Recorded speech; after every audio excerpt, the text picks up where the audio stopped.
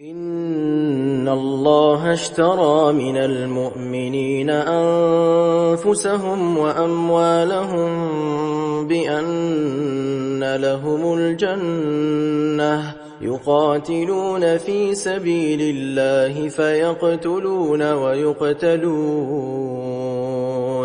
وعدا عليه حقا في التوراة والإنجيل والقرآن ومن أوفى بعهده من الله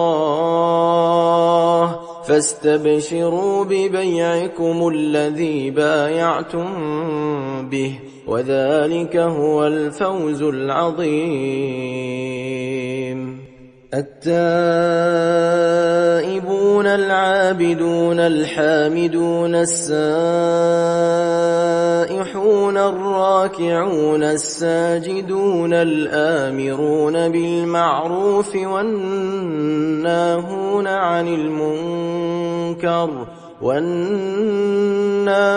عن المنكر والحافظون لحدود الله